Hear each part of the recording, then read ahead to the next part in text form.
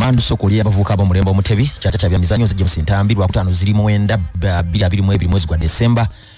Stanbic Bank kugambya abantu bo bawe kirabo ekirungi ennyo nga mu malako omwaka ekirabo ekya Stanbic Med Protect insurance gendo kuyamba abantu bonga balamu obudde bonna tayina komo ku myaka songa nebo boli mitalo amayanja osobola okugikozesa. Okumanya bisinga ojja kuba namba esimu eri note 8 note 15 si akusasulirwa oyinza okujja ku matabi ga fego nane webuuza oba n'okebera ku website ya Fendagiriro kweri. No manye bikwata ku Stanbic Med Protect jukire lwanso ekitongole kya Insurance Regulatory Authority of Uganda atenga ne Stanbic Bank na Irwansu Bank enkulu ya Uganda songa ne sede zimuteeka zikumibwa ekitongole kya Deposit Protection Fund of Uganda. Stanbic Bank agitandire nnyo buterevu obulamu bugenda kutambulira bulungi songa ne company ya Heritage Commodities bakuletedde naje drink gibatumye Hypino naje drink bagikoledde mu gwangere Butuluki mulimu kafeini akolwa mu mwanya yafe ya wano kasukali kasamu ereta amanyi gonna ge wetaaga erimu vitamins erimu ebirungo byonna tekusigala mukamwa eyawukana ku ndala ejja mu miles 25 egule 15 zokka mwabagala ogisubula mujja kuba esimu eri note 755 esimu eri note 755 anamunya 514 note 755 anamunya 514 Hypino energy drink atenga ne StarTimes naye kugamba gwe yagule decoder yaffe downloading a StarTimes on app such that oluso oyinza okuba bayinza okusamba liginga kuba ligebera ku StarTimes kusanyuka prime ne ku Fufa TV bayinza okusamba ompira nga toli waka nga wali decoder yo siwoli kati downloading a StarTimes on app obojja kujiconnectinga ku decoder yo oboli safari oboli mu office obenga osobola okulabira ddala omupira gwa ligi ya Uganda nga bwe gubeera guzanyibwa ku bisaawe ebyenjawulo. So StarTimes bwetu we kugamba jetanire nnyo buterevu obulamu bwanguwe songa ne final y'ekikopo ky'ensi yonna tujja kwera ku club Amyansuwa ne Bukesa mu Kyaddondo nakusomwezi nga 18 Sunday eri tubayise mujje mu bungi tunyumirwa olunaku olwo final ya saa 12 ez'akawungeezi ebirabo bingi ebyokugabibwa so mujje tunyumirwa olunaku olwo. Olwaleero liigi ya Uganda ekomyewo tulina emipiira ebiri Wakiso Giants balina ttiimu y'abanafu ababusoga nate ku kisawo kya Kabaka kyabagusa 8 ez'emisana.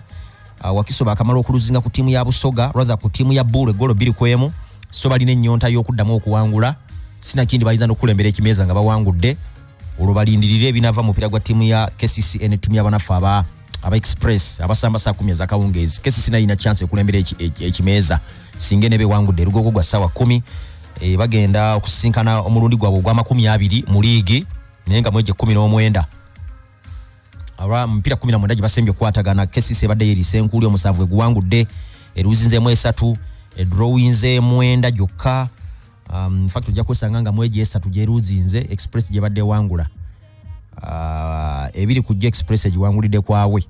However yasemba okuwangulira mu kisacha rugogo mwaka gwali gwa 2015 nge kuba timu ya KCCA golsal ku bwerere so tudamu okwala olwaleero nga KCCA baina mission y'okuddayo waggulu ku table naye ate nga begambi Wakiso Giants naye ina mission y'okuddayo waggulu ku table ng'esikayo ttiimu y'abanafu aba Vipers ngene bewangula ttiimu ya Busoga gyendowooza nti esobola okugikwira ku kisawe kya Kabaka kyabaggu.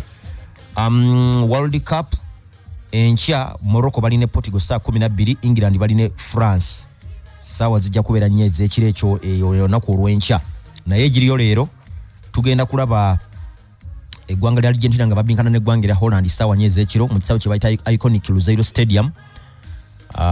Bagwadde refali mu Spain bamuyita Antonio Mateo Lahoz musajja ono mumujjukira yali mu mupira gwa Man City ng'esaama ne Chelsea final za Champions League eza 2021 ajja kubayambibwako Victor Gomez nga fourth official mu South Africa ye musajja yabadde mupira gwa timu ya Vipers ng'esamba tipi mazembe gwakoze amaliri eri Congo ye musajja yagubadde mera in fact era yabadde ne mu finals AFCON eziwedde zabadde Cameroon so yajja okubeera mitambo nga fourth official nga akolagana n'omu Spain ngo bayita Antonio Mateo Lahoz yakwata Fabaji mu 2011 alina emyaka 45. Argentina ne timu ya Holland gowe n'abadde agoberera World Cup eneringa common fixture kubanga leero bagenda kukwatagana mu mulundi gwa mukaaga 5 gye beekutte mu 7-4 Holland yakuba Argentina golo 4-0 7-8 mujjukira bulungi nnyo nti Argentina yakuba timu ya Holland golo 3-1 9-8 mujjukira nti Holland yakuba timu ya Argentina golo 2-1 in fact gwali gwa quarter final mu dakika y'ekyenda Dennis Bergkamp yatebere golo 2-6 era mujjukira nti bakola amalira ga 0-0 nga bali Bugirimani songa ne 2-14 Brazil mpira gwali gwa semi final mu normal play bakola amalira ga 0-0 ne bagenda mu extra bakola amalira ga 0-0 bo bagenda mu bunya Argentina egwangula egenda ku finali by then bayina Vanigala ba timu ya Holland nakakati era yaliwo kisanja kye kyakusatu nga atendeka timu y'abanafu aba Argentina brother aba timu ya Holland. So tuze tulabe bagenda koyisa bata ku game eno y'omukaago olwaleero mu mbeera eyo. Vanigalo kasookeddenga akoma mu stint eyo eyokusatu ku timu y'eggwanga erya Budachi games 19 mu mpaka zonna abadde maaso n'okavoidinga defeat awanguddemu 14 na drawing 5 okuvira daliri mu September 2021. Twagala okulaba bago eno game gye nasooka okuluzinga songa Argentina gye bagenda okusamba nayo balina okulowooza nnyo ku musambi agenda okustopinga Messi. Messi musambi wa timu ya Argentina asinga mu kadde kano yakabate goal 3 namba ku knockout yatebe nga basamba na Australia mu kimu yatebe goal 2.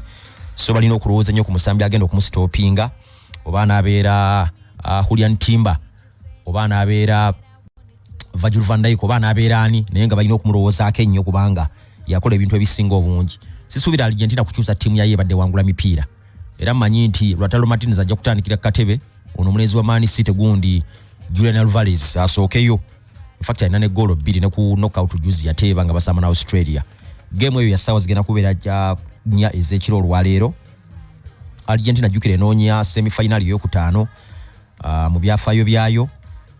Songa ate Holland enonya semi-final ey'okuna mu byafaayo byayo 9-8-2-10 najukira mu 7-1 tewaliwo semi-final era mujukira nti bagenda maaso n'okuzannya sa final. In fact ne mu 7-8 semi-final era tewali kyekimu na Argentina ngenonya semi-final ey'okutaano balina eya 3 eya 9-6 eya 9 ne 2-18 7-8 tewali semi-final. So bajja mu game eno nga buli mwalina ebigendererwa ebinene nnyo naye nga bwe nkutegeezezza Argentina abasambi okuli Nicolas Otamendi, Cristiano Romero balina okwongera ku speed kubakolera ebintu byabwe kuba tiimu eno erina Code Gakpo balina ne Memphis Depay yalabise bulungi nnyo nga basamba ne ggwanga Australia. Game ya ssaawa 4. Then waliyo Croatia okusamba ne ggwanga Brazil ku saa 12 ez'akawungeezi mu Education State Stadium. Neymar alina goal 7-7 rather alina goal 7-6 pere yateba 7-7 ku tiimu eggwanga Brazil. So leero anoonyayo goal emu enkane ate byafaayo biraga mipiira 5-8 gy'abadde atebera tiimu ya Brazil eruzinzeemu gumu gwokka ate gwali gwa mukwano baaguluzinga basamba na Germany mu 2011. Brazil yemu okuva ya losing omupiira ku tiimu ya Germany rather okuva yawangula tiimu ya Germany mu 2-2 ku finals z'ekikopo ky'ensi yonna era ku semazinga wa Asia. Emipiira 5 egya knockout egizzeeko ng'esamba ne ba opponents okuva Europe yonna ebadde egiruzinga. Twagala kulaba oba esobola okukyusa ebyafaayo ebyo by'olwaleero. Croatia naye n'ebyafaayo ebitali birungi ku tiimu za South America okusookera ddala ku Brazil nga yo bakeesanga emirundi 4 naye 3 ku gyo tiimu ya Brazil ebadde egiwangula ogumu bakoze maliri. Ba opponent 5 tiimu ya Croatia besembye okusamba nabo nga be South America banaku bo babadde bamukuba omupiira mu kikopo ky'ensi yonna. In fact ogwo gwataluzize gwabadde gwa 3-0 ng'akuba tiimu ya Argentina mu 2018. Croatia ina experience ku level bweti. In fact bw'otunuulira knockout stages 8 mu bikopo mu major tournaments omusanvu ku zo tiimu ya Croatia ebadde ezitwala mu extra time. Leero bw'otunuulira World Cup yokka ennya era ebadde emaliriza eyiseewo ate 3 ku zo ebadde eyitirawo mu penalty. Brazil erina okwegendereza ennyo abagirabeko ng'ekuba tiimu y'abanafu aba Korea batebye goal nnya mu space ya dakika 3-6 eddakiika ezazzeeko batandise kudiibuuda era Korea we yafudire chance efuna consolation. Ebyo ndaba balina okubirowoozaako lwakubanze nga abadde agigoberera tournament eno mbadde ndaba nga Brazil buli opponent emuwa maanyi gage kyebaleeta ku Cameroon kyali kirala mujjukira nti barotatinga tiimu yonna ne baleeta bi tiimu yaabwe. Kugwa Korea batuuse n'okuleeta third goalkeeper Weverton najja n'akwatamu Nigeria emirala ebiri egyasooka balinamu okunyooma okwo naye nga tiimu yaabwe nzikiriza nti y'amaanyi era bakyali ba favorites. To me nzikiriza nti ye tiimu esinga emikisa emingi egiwangula ekikopo kino era manyi guno agenda okugwa eddakiika 9 nga Brazil imaze okwesooga semi-final. Tugenda komano olwakadde byesikoze tujja kujja nabyo mu show zaffe ez'ebyemizannyo ezijja. Mukama Katonda abatukuumire. Ssaabasajja Kabaka awangaale.